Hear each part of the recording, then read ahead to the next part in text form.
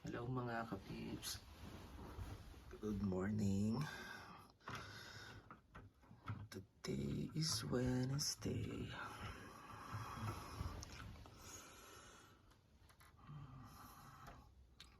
Day off ko. Araw ngayon ha. Pero may mga snow pa din. Ayan o. Kasi nandito ko sa basement. Ayan. Kaya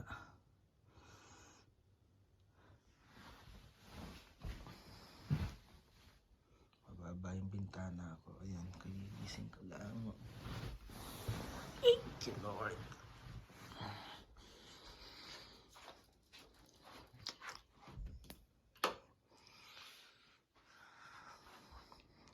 Lamig kagabi oh. Yung ginamit kong medyas oh. Makapal siya. Ayan oh. Tulog naman ng maayos.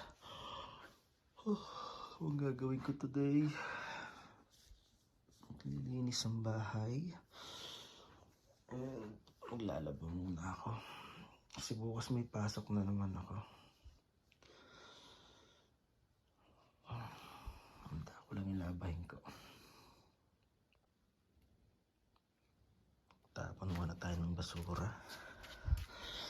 Almost 1 week na to dito sa lagyan ng basurahan ko. Kaya labas ko muna.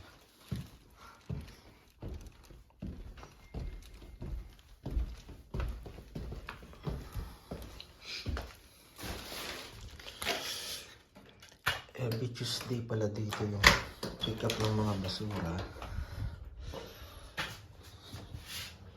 Ang grabe na parang snow. Grabe. Pero -3 lang naman yung temperature ngayon. Ang snow ba kagabi? Parang wala naman.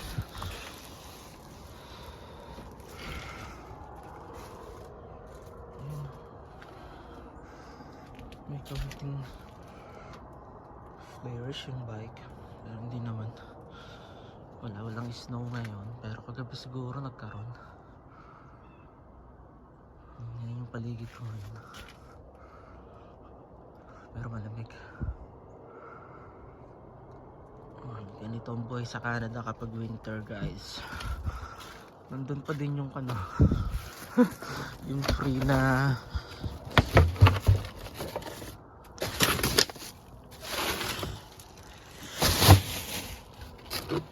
pa din yung free na dryer. Lamig.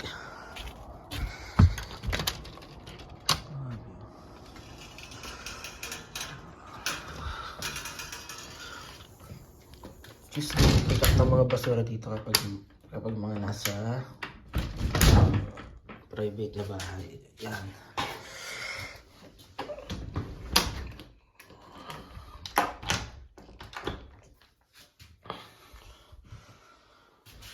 Baba muna tayo.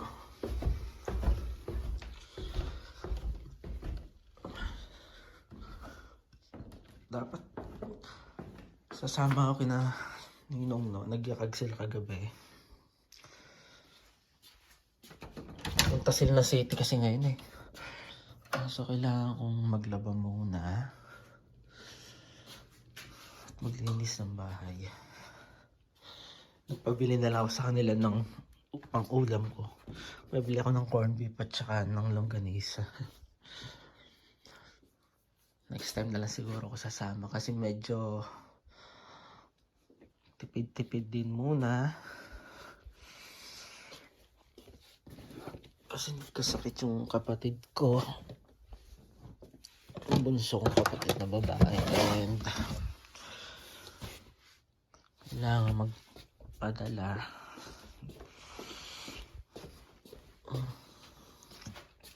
Nagpadala na ako last sa paycheck ko.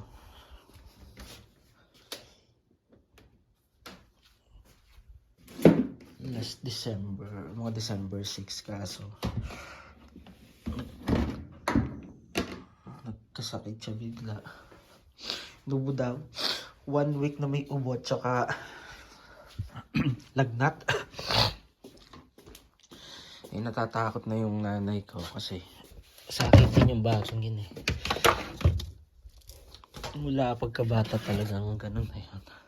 Napagod siguro kasi nga yung mga lalaban ko. Napagod siguro kasi puro work. Nagka-part-time yun. Nagka-college siya pero nagpa-part-time kung din sa pag-aaral niya, pandagdag baon. Sipag din kasi. Ni-major red yan, nagpi-freelance dancer, nagmo-model, nagja-judge, yung mga ganun yung ginagawa niya. Kaso baka nasobrahan sa work. Nasobrahan yata sa sipag. Ayun. Masakit.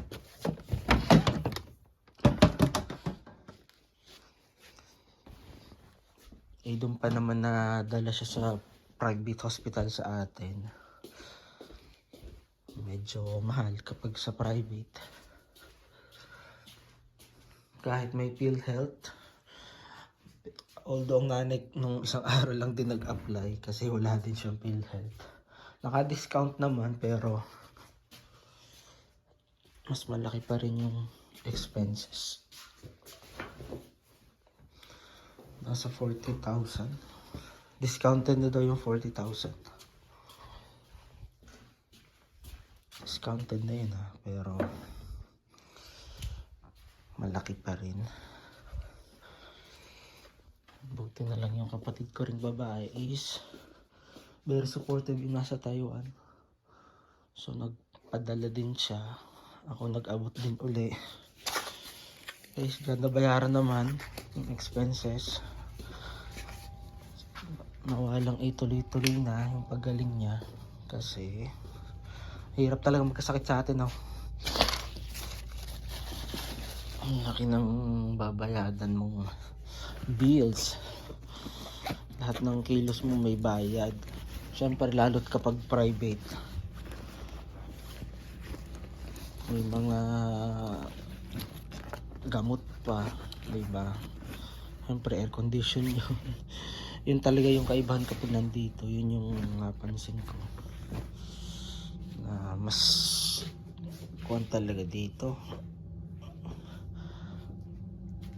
Mas at peace yung mga taong na-hospital. Kasi nga, wala silang babayaran. Saan ba yung isa kong towel? Unlike sa atin sa Pinas, dito daw yung mga nanganganak, as in talagang libre. Yung asawa ko nung nanganak sa UAE, hindi rin na-covered ng insurance niya. Kasi hindi rin lahat ino-honor yung insurance doon. So ang laki din ng nagastos namin, nasa kwan din yun. 15,000 dirhams. Kung nasa peso yun, magkano na yun? Sa almost kulang-kulang 200,000. Yun yung isa sa mga reason kung bakit yung mga tao talagang ini-aim na makarating dito. Ito na lang pala yun. Kailangan ko pang mamili ng groceries. Dali lang, maksan ko lang ito.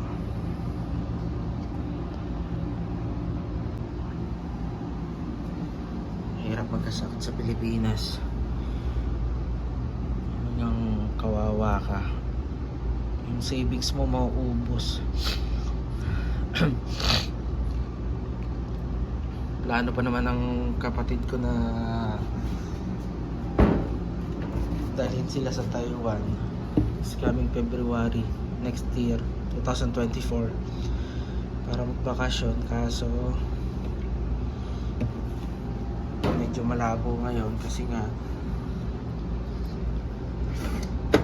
nagsabay-sabay yung gastusan, papasko pa, diba? Yun ang medyo mahirap.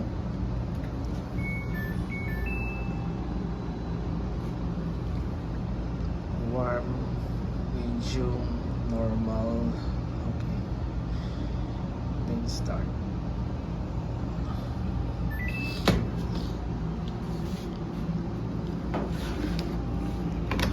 Yung maingay. Ano. Pero okay lang naman. Detail sa kanila kasi.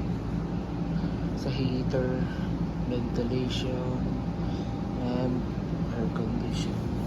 Kasama na kasi dito sa basement. Yan.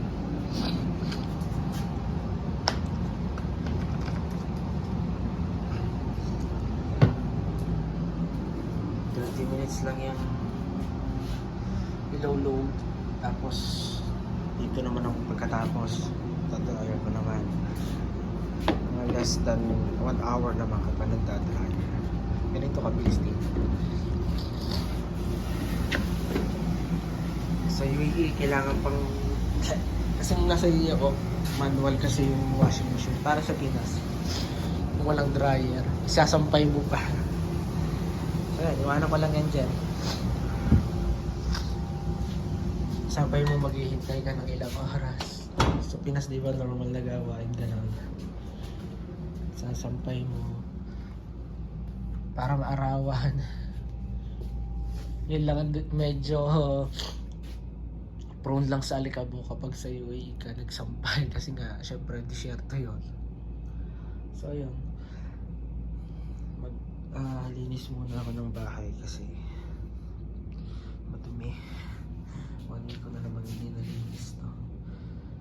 Linisin ko lang yung kwarto ko.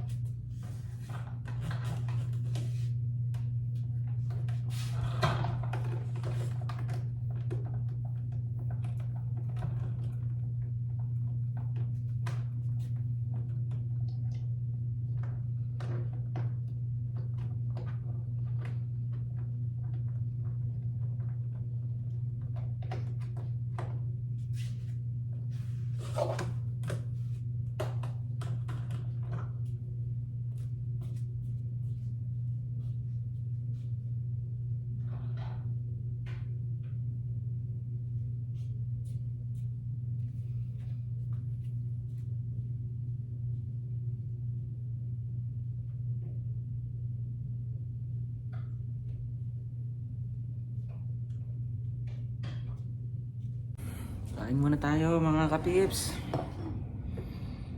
Oatmeal ako dito. Saka tinapay. Normally talaga nagigising ako 11:30 to 12 kasi lagi ang duty ko is panghapon 1 to 9:30. Closing shift lagi ako. So today nag-alarm ako ng 9 para makapaglaba muna, makapag-ayos ng bahay, ng kwarto ko. So ayan, kain muna tayo.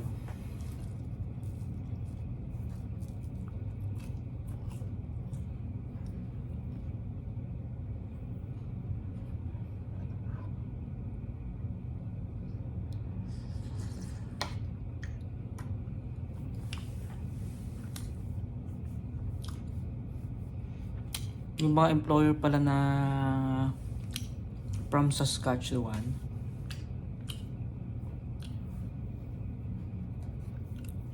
pumunta sila ng Pilipinas. Alam ko nasa Manila sila ngayon. Magkakandak sila ng interview and hiring na rin at the same time. Punta kayo sa IRCC na website, makikita nyo doon yung mga related jobs. Nasa sales, manufacturing, nasa farming, yun.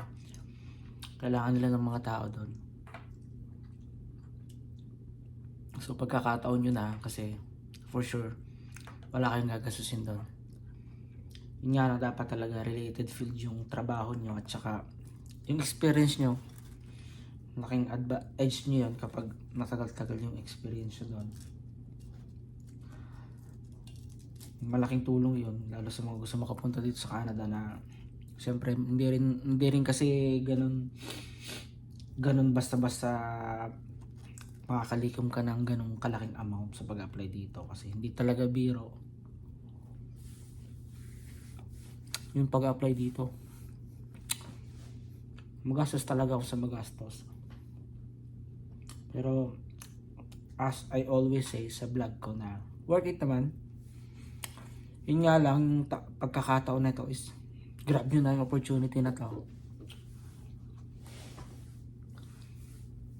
Kasi sila na yung lumalapit, yung employer na yung lumalapit. Kasi nga, di ba,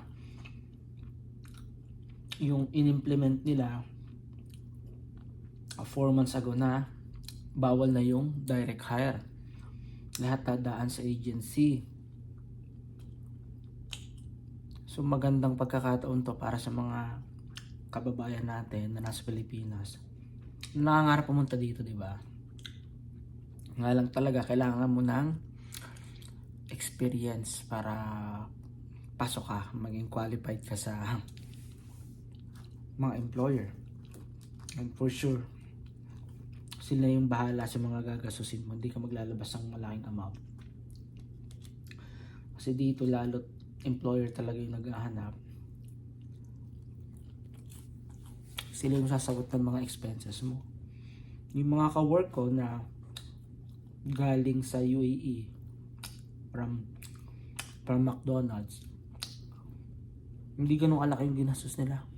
May isang ako ka-work, sabi niya nasa 20,000 pesos lang yung ginastos niya. So magkano lang yun? Less than $800 lang yon, di ba? Ang laki ng nasave, di ba? Nasa Quebec siya ngayon. And McDonald's pa din, pero nasa Canada, di ba? May chance ka kasi na maging PR, maging resident. Madala mo yung family mo dito, di ba? Yun yung sinasabi ko na hindi ko naman sinasabi na kung sa mga student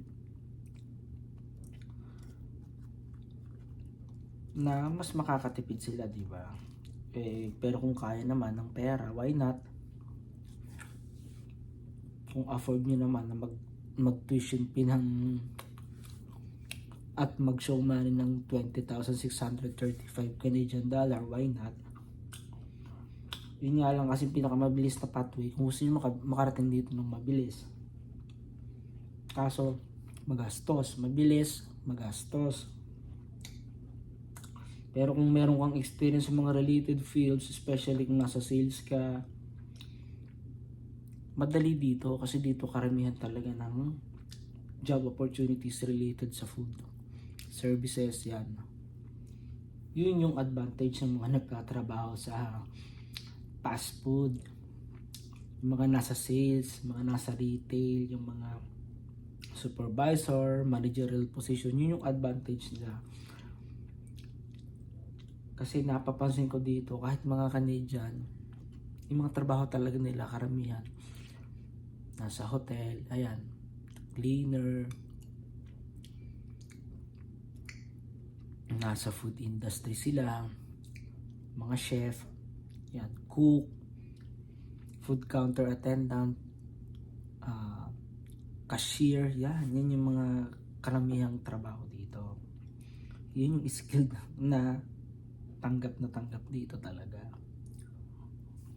Yung maganda na makakuha ka ng ganung experience kasi malaki-advantage mo, malaking chance mo na makarating dito, especially nowadays talaga. Biro mo pupunta sila ng Pilipinas, meaning to say may shortage ng manpower, kaya nangangailangan sila outside this country kasi hindi naman sila mag-hire kung sapat yung mga tao na nandito, mga maraming nag-a-apply sa kanila, meaning to say kulang talaga yung tao. Sa laki ba naman ng Canada, kaya talagang magandang pagkakataon ito kasi yung from the start na maging foreign worker ka, tapos as time goes by magiging PR ka, which is yun naman yung goal ng bawat isa sa atin. Tapos madala mo yung pamilya mo dito, diba? Malaking advantage talaga. Ay yung mga sa Pilipinas na aware sa inilabas ng Montreal, ng Quebec, na pupunta nga sila sa Pilipinas to hire employees. Ayun, grab nyo na, and good luck sa mga applicant, and nawa makarating kayo dito at na-experience nyo rin at yung mga goal nyo sa buhay is magkaroon ng katuparan. So yun lang muna, and see you na lang ulit sa mga susunod kong vlogs. Kahapon di ako nakapag-upload, tinabad yata ako. Ayun, so kita-kits na lang ulit mga kapips, and thank you for always subscribing to my channel and watching all my videos, and I'm hoping na may nakukuha naman kayong learning mga pinagsasabi ko dito sa channel ko. Salamat kasi nasa 3K na yata, 3,000 yung subscriber ko, and yun, keep on growing, tuloy-tuloy lang tayo. Patuloy ako maghahatid sa inyo ng mga information and yung pamumuhay ko dito sa Canada. And God bless you all mga kapips, and see you sa mga susunod nating vlogs. And huwag na rin kalimutang i-like tong video na to kung nagustuhan nyo, and mag-comment down below na din kayo. So yun lang muna mga kapips, maraming salamat. God bless you all.